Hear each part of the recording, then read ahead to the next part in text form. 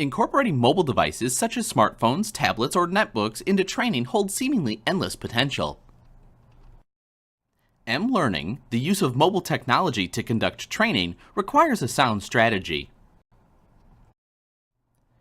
Who are the learners you hope to reach with M-learning? Determine the learner's goals, work environment, for example remote and lots of travel, and technology competence levels.